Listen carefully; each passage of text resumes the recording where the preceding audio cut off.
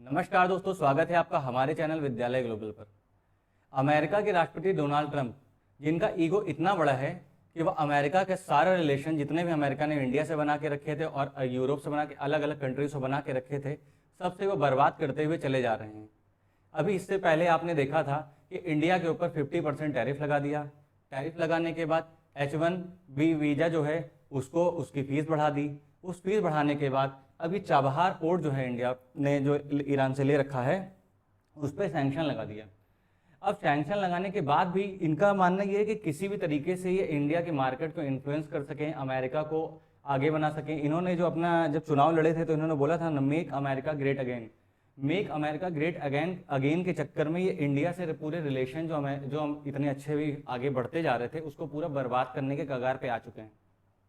ये BBC news और अन्य न्यूज़ों ने ये छापा है कि अमेरिका ने कहा है कि ईरान के चाबहार बंदरगाह का संचालन करने वाले लोगों पर सितंबर महीने के अंत में प्रतिबंध लागू हो जाएगा। चाबहार बंदरगाह पर संचालन कौन कर रहा है साहब? चाबहार बंदरगाह पर संचालन भारत कर रहा है, क्योंकि भारत ही उस टर्मिनल का विकास कर रहा है और वहाँ से अब बाकी के देशों को जोड़ने का काम कर रहा है। अगर हम समझें कि चाबहार बंदरगाह क्या है, अब पहले ये देखिए ये है, ये भारत ने पूरा इसको डेवलप किया है।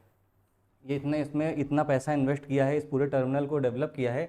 अब इस पर सैंक्शन लगाने का इनका एक सबसे बड़ी मंशा क्या है कि भारत 50% टैरिफ से डरा नहीं। जो H1B वीज़ा पे इन्होंने फीस बढ़ाई या अमेरिका में खुद विरोध होना शुरू हो गया। जब विरोध होना शुरू हुआ तो तुरंत इन्होंने रूल्स चेंज किए और बताया कि जो नए लोग हैं उन पर ऐसी फीस पड़ेगी, जो पहले से रह रहे हैं उनको इस तरीके का परेशानी का सामना नहीं करना पड़ेगा, जिससे अमेरिका में बहुत पैनिक फैल गया था। अब एक नया पैतरा अपनाया है। अब चाबहार बंदरगाह पे इन्होंने सैंक्शन लगाया है। चाबहार बंदरगाह पे जो सैंक्शन इन्होंने लगाया है, इसमें क्या हुआ था, जो 2018 था, 2018 में जब डोनाल्ड ट्रंप थे उन्होंने ईरान पे जब सैंक्शन लगाया उसमें बोला कि freedom and counter proliferation act, इसके तहत भारत को छूट दी जा रही है कि भारत चाबहार पोर्ट का विकास करे, विकास करने के साथ साथ अफगानिस्तान और मध्य एशिया के लिए एक प्रवेश द्वार के रूप में विकसित करे और यह दीर्घकालिक योजना को आगे बढ़ाने की अनुमति भी देता है। मतलब कहने का इनका मतलब था कि आप इस पर अच्छे से विकास करिए, इसको पूरा डेवलप करिए, डेवलप करने के बाद ईरान से कनेक्टिविटी अफगानिस्तान की बनाइए, अफगानिस्तान के साथ साथ मध्य एशिया के जो भी देश हैं उनके साथ भी कनेक्टिविटी बाई रोड और बाई ट्रेन आप बनाइए, हमें इससे कोई आपत्ति नहीं है। आपत्ति नहीं थी क्योंकि भाई इनका रिलेशन भारत से अच्छा था, इनके मन का सब कुछ हो रहा था, तब तक ट्रंप अच्छे थे।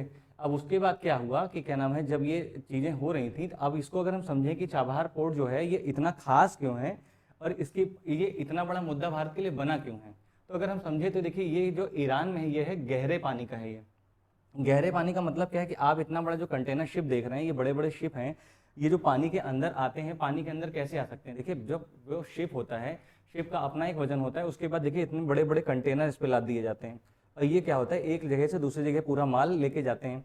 अब इतना गहराई, अगर गहरा पानी नहीं होगा तो शिप, बड़ी शिपें पोर्ट के किनारे नहीं लग पाएंगी, तब छोटी छोटी शिपों के माध्यम से काम करना पड़ेगा। तो ईरान का ऐसा ही इकलौता बंदरगाह है जहाँ पे गहरा पानी है का बंदरगाह है और जो ईरान के सिस्तान बलूचिस्तान के मरकट तट पर है। अगर आपको आगे मैं अभी मैप के माध्यम से उसको समझाऊंगा कि इसका ये कहाँ पे बिलोंग करता है और कैसे कैसे इसकी क्या पोजीशन है।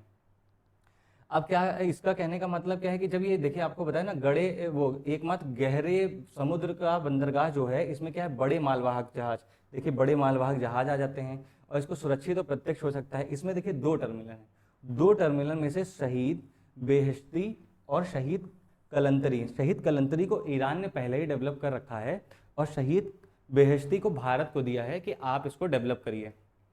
अब अगर इसमें देखें कि ये जो इसको डेवलप करने कहा था तो 2016 में, देखिए बहुत लंबे समय से ईरान से इस बारे में बात चल रही थी, बट कुछ ना कुछ एक दूसरे के रूल्स कुछ ऐसे थे या कुछ ऐसे टर्म्स है जिस पे बैठ नहीं पा रही थी, तो बात बन नहीं पा रही थी। लेकिन बात बनते बनते 2016 में भारत और ईरान अफगानिस्तान के बीच में इसके लिए पूरी मतलब बात हो गई और इसके इसके अंतर्राष्ट्रीय परिवहन और पारगमन कॉरिडोर स्थापित करने के लिए मतलब मतलब पूरा प्रोस्पेक्टस तैयार कर दिया गया, उस पर साइन कर लिया कि अब आगे आगे आप इस पर काम करिए और इसको डेवलप करिए। अब उसके बाद क्या, इंडिया की ये है IPGL, India port global limited है, ये कंपनी इसी की सहायक कंपनी थी। उसने India port global Chabahar free zone, इसने 2018 दिसंबर से काम करना चालू कर दिया और काम करना चालू कर दिया, इसका डेवलपमेंट करना चालू कर दिया। डेवलपमेंट चालू करने के बाद अब मैं अगर आपको बताऊं कि इसमें मैप से कैसे समझेंगे, तो ये देखिए ईरान है, ईरान में चाबहार यहाँ पे है, इस लोकेशन पे चाबहार है। और जो भारत का कांडला एयरपोर्ट सॉरी पोर्ट है वो यहाँ गुजरात के यहाँ पे है। और ये देखिए आपके मुंबई है, यहाँ से हमारा बाई शिप यहाँ सामान जाना है, मुंबई से बाई शिप जाना है। लगभग 1500 से 1000 किलोमीटर की दूरी है। लेकिन मुंबई का मतलब भारत के लोकल पोर्ट जितने दूरी पे होते हैं उतनी ही दूरी का पोर्ट है। मतलब 1500 के आसपास आप मान के चलिए कि 1500 के आसपास किलोमीटर है ये इसकी दूरी, कि इतने किलोमीटर पे ये बिलोंग करता है, मतलब यहाँ से हम जा सकते हैं। अब उसके बाद यहाँ सिस्तान बलूचिस्तान, आपको बताया ना सिस्तान बलूचिस्तान है, तो ये कुछ ऐसा इतना एरिया है, ये सिस्तान बलूचिस्तान का ये एरिया है। पाकिस्तान में बलूचिस्तान है, पाकिस्तान के बलूचिस्तान का कुछ ऐसे टाइप का एरिया ऐसे करके है कुछ। और ये सिस्तान बलूचिस्तान जो मैं बोल रहा हूँ ये आपके ईरान में पड़ता है। ईरान में पड़ने के बाद क्या होता है, यहाँ से हमने रोड ऐसे तैयार की और ये यहाँ पे जाके मिलाया बाई ट्रेन बाई रोड, और फिर ये होते हुए अफगानिस्तान गया, अफगानिस्तान के काबुल और बड़े बड़े शहरों में ऐसे जाके यहाँ मिला है और ये रिंग रोड बनाए हैं। इसी थ्रू हम अपना माल पहुँचाते हैं। माल इसके थ्रू पहुँचाने के साथ साथ हम मध्य एशिया ऊपर के देशों में भी जाते हैं। एक ये सुविधा हमें मिल गई थी कि क्या नाम है, देखिए पहले हमें क्या करना होता था कि पहला यहाँ से मेरा माल पंजाब जाता था, पंजाब के थ्रू पाकिस्तान जाता था, पाकिस्तान के थ्रू हमको अफगानिस्तान भेजना पड़ता था। तालिबान का शासन आ गया, तालिबान का शासन आने के बाद यहाँ इतना ज़्यादा डिस्टर्बेंस हो गई थी, फिर पाकिस्तान का तालिबान से भी डिस्टर्बेंस हो गई थी, भारत पाकिस्तान की भी डिस्टर्बेंस हुई। इन सब डिस्टर्बेंस से क्या हुआ, यहाँ पे भी गेट बंद कर दिए गए, यहाँ पे भी गेट बंद कर दिया गया। और जब व्यापार ही पूरा बंद हो गया तो ये रास्ता भी अब भारत नहीं इस्तेमाल कर सकता था। पाकिस्तान ने भी व्यापार बंद कर लिया, भारत ने भी अपनी तरफ से पूरा व्यापार बंद कर दिया। अब तो खैर वो रो रहा है कि व्यापार शुरू कर दीजिए, सब कुछ कर दीजिए, बट इसी के एवज में भारत ने तुरंत दूसरा रास्ता निकाला कि हम इसके लिए क्या कर सकते हैं। तो ये पहले से इस पे बात चली रही थी और जैसे बात बनी तो आपने अब ये देख सकते हैं कि इसके थ्रू ईरान होते हुए हम अफगानिस्तान पहुंच रहे हैं। पाकिस्तान का अब हमें ऐसी कोई खास ज़रूरत नहीं है। फिर अगर हम देखें तो इसमें आप ये देखिए शहीद बेहिश्ती बंदरगाह, यही पोर्ट है जो हम लोग देखिए डेवलप कर रहे हैं। ये पूरा पोर्ट है, इसके पूरे एरिया को देखो हम लोग डेवलप कर रहे हैं। इसी में भारत पूरा पैसा लगा रहा है, पूरा इन्वेस्टमेंट अपना कर रहा है और ये यहाँ पे पोर्ट पे शिप लग सकें और पूरा माल आराम से उतर सके और बाई रोड और बाई ट्रेन अफगानिस्तान और मध्य एशिया के और अलग अलग देशों में पहुँच सके। फिर अगर हम ये देखें तो इसमें ये 2024 में अभी क्या हुआ, हमारे ये जो ईरान के हेड हैं और हमारे प्रधानमंत्री मोदी जी, इन्होंने एक दूसरे से मुलाकात की। मुलाकात करने के बाद 2024 में 10 वर्ष के लिए एक अनुबंध पर हस्ताक्षर कर दिए, जिससे अमेरिका को दिक्कत हुई। अमेरिका ने फिर आगाह किया कि आप जो ये कर रहे हैं इससे आपको नुकसान हो सकता है। क्यों? क्योंकि इनका फ्यूचर प्लान कुछ ना कुछ होगा कि अगर मैं भारत टैरिफ से नहीं मानेगा या वीज़ा से नहीं मानेगा तो हम अब ये इस ऑप्शन को भी आजमा के देख लेंगे। तो एक ऐसा ऑप्शन इन्होंने लिया, जिससे क्या हुआ कि इसमें इन्होंने क्या किया, मध्य एशियाई क्षेत्रों में कनेक्टिविटी बढ़ाएंगे। और ये भारत के लिए बहुत मील का पत्थर इसलिए था क्योंकि ईरान ने सीधे 10 वर्षों के लिए दिया, भारत इसको बहुत लंबे समय से प्रयास कर रहा था कि हमको मिल जाए। तो एक हमारे लिए विकल्प बन जाएगा कि अगर हमें किसी प्रकार कोई परेशानी आती तब भी हम मध्य एशिया में पहुँच सकते हैं, जिसमें हमें कम लागत कम समय हर तरीके का काम हो सकता है, पैसे भी बचेंगे। अब अगर हम बात करें शहीद बेहिश्ती बंदरगाह में तो देखिए 120 मिलियन अमेरिकी डॉलर जो है इतना रुपए वो इन्वेस्ट करेंगे। इन्वेस्ट करने के साथ साथ ये देखिए ये इंफ्रास्ट्रक्चर में 250 मिलियन डॉलर अमेरिकी डॉलर ये खर्चा करेंगे और इसको ऋण देंगे कि 250 मिलियन डॉलर को मैं ऋण दे रहा हूँ और 120 मिलियन मैं आपके लिए इन्वेस्टमेंट कर रहा हूँ। ये पूरी डील हुई थी। इस डील होने के बाद क्या होता है कि देखिए आप ये देख रखें चाबहार, मैंने आपसे बताया नहीं, चाबहार से जैदान और उसके बाद ये जरांज होते हुए अफगानिस्तान जा रहा है। अफगानिस्तान में ये काबुल तक जा रहा है। इसमें रोड भी है, ट्रेन भी है, सारे तरीके का इस रास्ते का इस्तेमाल करते हुए जा रहा है। अब ये क्या है, इससे पहले इस रास्ते का इस्तेमाल करते हुए जा रहा, तो मतलब इससे पहले जब कोविड था और अफगानिस्तान में समस्याएं आई थी तो वो क्या किया था, अफगानिस्तान में 2.5 मिलियन टन गेहूं भारत ने दिया था। कैसे दिया था, यहीं बाई शिप, यहाँ से हमारी शिप गई और शिप जाने के बाई रोड होते हुए अफगानिस्तान हमारा 2.5 मिलियन टन गेहूं पहुंच गया। 2000 टन दलहनों का ट्रांसशिपमेंट किया गया। दलहन मतलब दालें, अलग अलग तरीके की इनकी जो ज़रूरतें थी उसको सब कुछ हमने यहाँ पहुँचाया था बहुत बड़ी मात्रा में। उसी के साथ साथ 2021 में ईरान जो है, ये ईरान यहाँ पे टिड्डियों ने आक्रमण कर दिया था, जिससे इनकी फसलें खराब होने लगी थी। जब फसलें खराब होने लग गई तो इन्होंने भारत से मदद मांगी कि आप हमें कुछ ऐसा कीटनाशक दीजिए जिससे अपने टिड्डियों को भगा सकें और अपनी फसलों को सुरक्षित रख सकें। तो उन्होंने क्या कहा, 2021 में 40,000 लीटर मेलाथियान, ये मेलाथियान एक ऐसा कीटनाशक होता है जो हमारे पर्यावरण को बिल्कुल भी नुकसान नहीं पहुंचाता है। और पर्यावरण को नुकसान नहीं पहुंचाता है, तो वो भी ईरान को भी मिल गया। ईरान में भी टिड्डियां समाप्त हुई और क्या नाम, उनकी फसल सुरक्षित, ईरान का भी भला हुआ, हमारा भी भला हुआ। और उसी के साथ साथ बात करें तो ये इसमें जो कोविड-19 था, महामारी फैली थी, उसमें भी इन्होंने मानवीय सहायता, ईरान, अफगानिस्तान में पूरी पूरी हम लोगों ने वैक्सीन पहुंचाई थी, इस तरीके की हमने पूरी मदद की थी। अगर हम पाकिस्तान के थ्रू करते शायद हमें बहुत परेशानी का सामना करना पड़ता, क्योंकि पाकिस्तान हर छोटी छोटी बातों पे आग दिखाने का प्रयास करता है। अब वो इस तरीके से हम पाकिस्तान को पूरी तरीके से दरकिनार करते हैं और हम इस दूसरे रास्ते से अफगानिस्तान तक अपनी पहुंच बना सकते हैं। अफगानिस्तान से हमारी पहुंच एक ऐसा माध्यम भी है, देखिए ये इलाका जो है, यहाँ से भी अफगानिस्तान का हमारा रास्ता मिलता है। जो आपने सुना होगा ग्रांड ट्रंक रोड, जिसको शेरशाह सूरी ने बनवाया था, तब क्या था, वो एशिया की सबसे बड़ी रोड थी। तब उसका रास्ता भी अफगानिस्तान से ऐसे होते हुए जाता था, अफगानिस्तान, भारत, बांग्लादेश ऐसे होते हुए ग्रांड ट्रंक रोड इतनी लंबी थी। लेकिन अब वहाँ पे कुछ विवाद चल रहा है, जिस विवाद का समाधान हो जाएगा तो एक अपने लिए अपना जो रास्ता है वो तो हमारा क्षेत्र है, वो हमें मिल ही जाएगा। लेकिन जब तक नहीं मिल पा रहा तब तक वैकल्पिक मार्ग के रूप में हमने इस रास्ते का उपयोग किया है। इतने सारे मैंने काम भारत ने किए हैं, अफगानिस्तान की मदद की, ईरान की मदद की, हर तरीके की मदद की है और ये व्यापार चल रहा है। अगर हम बात करें कि भारत के लिए चाबहार बंदरगाह का क्या महत्व है, तो अगर उसको समझें तो पाकिस्तान को देखिए, मैंने दरकिनार बताया कि पाकिस्तान हर छोटी छोटी बात आंख दिखाए, या हमारा कोई माल भी जा रहा है उसकी कितनी सेफ्टी है क्या नहीं है, उसका कुछ भी भरोसा नहीं है।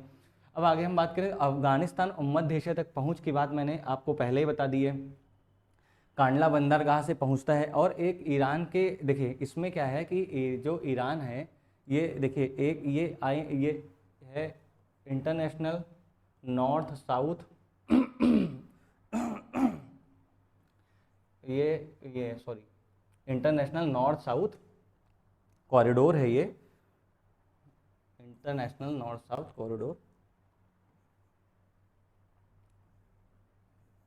ठीक है, इंटरनेशनल नॉर्थ साउथ कॉरिडोर है ये एक मिनट बता रहा हूँ आपको, ये international north south transport corridor, sorry, international north south transport corridor ये है। ये क्या करता है, ईरान, ये मुंबई, गुजरात के हमारे जो शिप होते हैं ये आते हैं हॉर्मुज बंदरगाह के पास यहाँ से, और ये ईरान होते हुए, ये देखिए कैस्पियन सी है, कैस्पियन सी होते हुए ये रशिया तक पहुँचता है, रशिया तक पहुँचता है।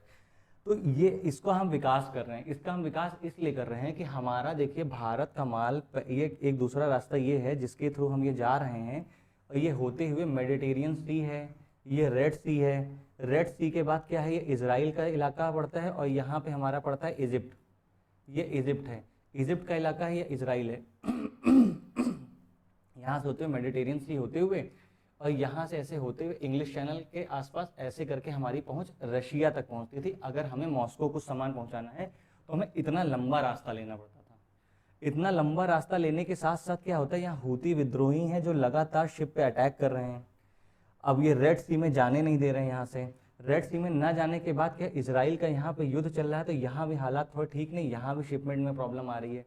इन सब प्रॉब्लम को देखते हुए ही भारत ने कहा कि मेरा इतना खर्चा भी हो रहा है, इतना समय भी जा रहा है, साथ में यहाँ पे इतने अटैक हो रहे हैं, और वो सामान को कभी किसी को बंधक बना लिया जा रहा है, किसी शिप पे अटैक कर दिया जा रहा है। इन सब तरह की समस्याओं को देखते हुए उसने इस रास्ते को चूज़ किया कि अगर ये रास्ता बन जाएगा तो हम बाई रोड, बाई ट्रेन होते हुए रशिया डायरेक्ट पहुँच जाएंगे। रशिया होने के साथ साथ हम पूर्वी यूरोप के भी क्षेत्रों में हमारी कनेक्टिविटी बन सकती है, हम डायरेक्टली यहाँ पे जा सकते हैं।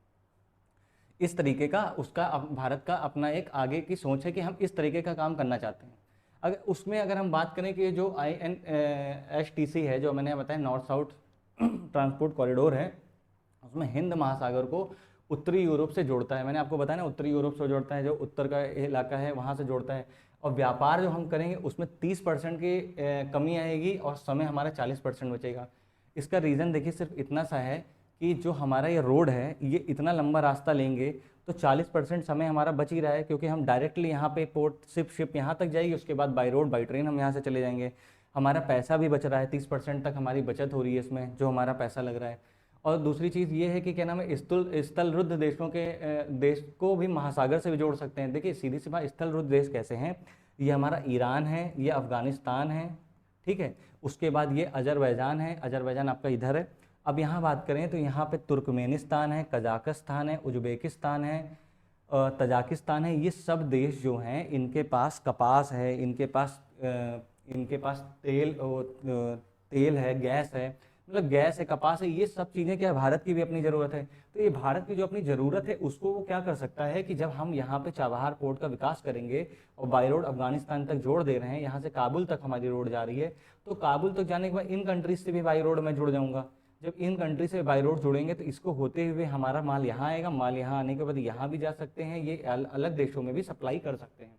इसलिए इनकी भी इच्छा है कि ये पोर्ट का विकास हो और हम इसमें आगे अपना माल को भेज सकें और हम अलग देशों से भी जोड़ सकें, क्योंकि ये लैंडलॉक कंट्रियाँ हैं, इनका समुद्र से कोई कनेक्टिविटी नहीं है, इनको इस तरीके का माल की आवश्यकता भी है।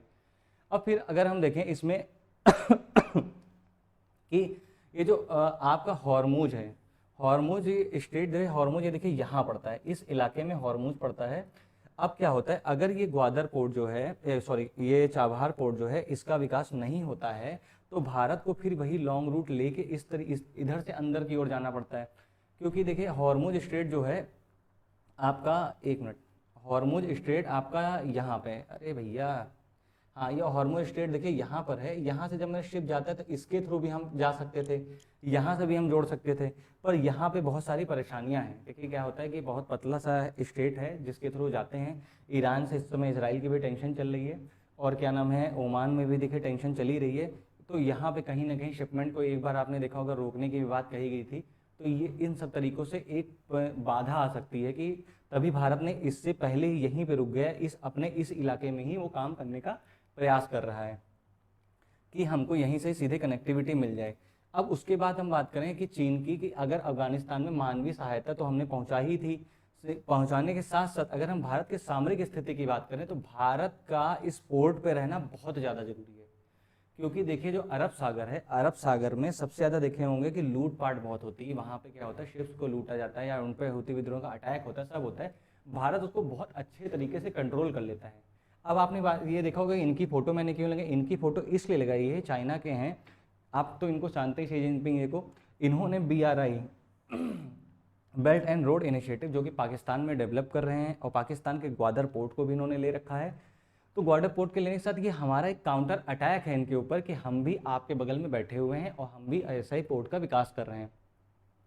उसके बाद ये मोदी जी और ट्रम्प का जो बातचीत हुई थी कि क्या नाम है, आप ग्वादर पोर्ट का विकास, आप चाबहार पोर्ट का विकास करिए और वहाँ पे ट्रांसशिपमेंट करिए, सब कुछ करिए। लेकिन इससे पहले एक और बात हुई थी। अब वो बात हुई थी कि ये एक आपको मैप दिखाता हूँ, उसमें रास्ता ये बना है, ये इंडिया के मुंबई से होते हुए ये जाएगा यूएई से ऐसे बाई रोड होते हुए जाएगा इसराइल, जॉर्डन से इसराइल से शिप के थ्रू फिर वापस ही जाएगा ग्रीस में ये माल मेरा पूरा पहुंचेगा। और माल पहुंचने के बाद ये वो दक्षिण यूरोप से पूर्वी यूरोप, उत्तरी यूरोप, सब जगह हमारी कनेक्टिविटी बन जाएगी। इसको दिया India middle east Europe corridor, इसका नाम दिया गया था। अमेरिका भी उसमें तेज़ था और सऊदी अरेबिया, सबसे हमारे संपर्क इतने अच्छे थे, हम इस पर तेज़ी से काम कर रहे थे। लेकिन एक काम करने के दौरान ही इसराइल में युद्ध छिड़ गया। अब इसराइल में जब युद्ध छिड़ा तो इसराइल ने ईरान पे भी अटैक कर दिया, इसराइल का सऊदी अरेबिया से भी टेंशन हो गया, इसराइल का यमन से भी टेंशन हो गई क्योंकि यहाँ हूती विद्रोही अटैक कर रहे थे, यहाँ से इनके इस तरफ भी हट हो गया। मतलब इसमें क्या है कि ये पूरा इतना जो आप एरिया देख रहे हैं, ये पूरा इतना एरिया, ये पूरा फुल ऑन टेंशन में है, अभी भी इसमें टेंशन बनी हुई है। जब यहाँ इतनी ज़्यादा टेंशन हो गई है, अब अमेरिका और इंडिया के रिलेशन भी थोड़े थोड़े गड़बड़ होने लग गए हैं। इसलिए अब इस रास्ते का जो भारत एक वैकल्पिक मार्ग खोज रहा था कि एक ये भी रास्ता हो सकता है अगर ये इसमें कुछ प्रॉब्लम आती है। जो हमारा ये रास्ता था जो ग्वादर पोर्ट के थ्रू ये अफगानिस्तान सब जुड़ते हुए हम जा रहे थे इस तरह से, और एक दूसरा रास्ता ये इस तरीके से हम जो उत्तरी यूरोप और पूर्वी यूरोप में हम जुड़ रहे थे, इन सब जगह पे इसका एक वैकल्पिक मार्ग ये भी भारत का है। इस वैकल्पिक मार्ग का हम प्रयोग तब कर सकते हैं जब यहाँ पे युद्ध ना होते और शांति की स्थिति होती, तो शायद बात आगे बढ़ सकती थी और आगे काम हो सकता था। लेकिन इतनी अशांति के माहौल में अब यहाँ पे अब ये बात ठप हो गई है। अब ये आगे का हम दूसरा वैकल्पिक मार्ग खोज रहे हैं, कैसे हम सड़क मार्ग के थ्रू रशिया, मॉस्को पहुँच सकें और उत्तरी यूरोप और पूर्वी यूरोप में भी अपनी पहुँच पकड़ बना सकें और अपने व्यापार कर सकें। अब फिर आप ये देखेंगे कि ये देखिए लिखा है चाइनीज स्ट्रिंग ऑफ पर्ल्स, ये हमारा भारत है, ये भारत देश जो है हमारा, यहाँ पे देखिए पाकिस्तान जो है इसके ग्वादर पोर्ट को चाइना बना रहा है, विकास कर रहा है। उसी के साथ साथ मालदीव में भी चाइना बैठा हुआ है, श्रीलंका में भी हम्बन टोटा 99 साल के लिए लीज पर इसने ले लिया है। कोको आइलैंड जो हमारे नेहरू जी ने गिफ्ट में दे दिया था म्यांमार को, वही आइलैंड को चाइना ने इस समय ले रखा है, उसको डेवलप कर रहा है, यहाँ पे भी बैठा हुआ है। उसके साथ अब चाइना ने बांग्लादेश में भी अपना पोर्ट पे बना के बैठा हुआ है, म्यांमार में भी बैठा हुआ है। इसी तरीके से ये एक तरीके से भारत को पूरा घेरने का प्रयास कर रहा है। और भारत को अगर घेरने का प्रयास करेगा, अब ये देखिए ये जिबूती यहाँ कंट्री है, और ये है यहाँ पे यमन। यहाँ से रेड सी के लिए हम जब जाते हैं अंदर को, तो यहाँ पे भी चाइना बैठा हुआ है। बाई चांस हमारी चाइना से कोई टेंशन हो जाए और चाइना हमारा माल यहीं पे रोक दे, तो हमें प्रॉब्लम हो सकती है, हमारा व्यापार आगे के देशों में नहीं हो पाएगा। इसीलिए हम ये ग्वादर पोर्ट का विकास कर रहे हैं, ताकि हम अपने माल को डायरेक्टली यहाँ तक भेज सकें। और भारत की अरब सागर में बहुत अच्छी पकड़ है, ये अरब सागर है, यहाँ पे भारत की बहुत अच्छी पकड़ है। यहाँ लूटपाट की जैसे डकैती जैसी घटनाएं होती, इसको भी भारत बहुत अच्छी तरीके से नियंत्रण कर लेता है। तो चाइना का पाकिस्तान के थ्रू यहाँ आके लड़ाई करना और या हमसे टेंशन करना थोड़ा मुश्किल काम है, लेकिन क्या नाम है, किसी का रास्ता रोकना थोड़ा इस तरह से आसान पड़ जाता है। इसलिए ही भारत इस तरह के वैकल्पिक मार्गों को चुन रहा है और चाइना को सीधे सीधे काउंटर कर रहा है। इनकी जो BRI रोड जो बन रही है, उसको भी वो इस तरह से काउंटर कर रहा है कि चाइना चाहता है कि मेरी कनेक्टिविटी सीधे अरब सागर में हो जाए, मैं इसके थ्रू सारी कंट्रीज से जुड़ सकूँ। लेकिन भारत इसका विकास कर रहा है। अब इसमें ट्रंप ने इतना बड़ा सैंक्शन लगा दिया है। अब सबसे बड़ी देखने वाली बात है कि इसमें भारत का अगला एक्शन क्या होगा, क्योंकि ट्रंप ने 29 सितंबर का टाइम दिया है। 29 सितंबर का जो टाइम दिया है, उसमें बोला है कि क्या नाम है, ये लास्ट डेट है, इसी दिन सैंक्शन अप्लाई हो जाएगा। और तब जब सैंक्शन अप्लाई हो जाएगा भारत के लिए भी, तो इसमें क्या नाम है, अगर भारत इससे व्यापार करता है या इस मार्ग का इस्तेमाल करता है, तो भारत में भी सैंक्शन लगा दिए जाएंगे। जब भारत पे सैंक्शन है तो भारत को थोड़ी प्रॉब्लम हो सकती है। अब अगला स्टेप भारत का क्या होता है, ये देखने वाला होता है। आपको ये वीडियो कैसे लगी, प्लीज़ इसके बारे में आप कमेंट बॉक्स में तो जरूर बताइएगा।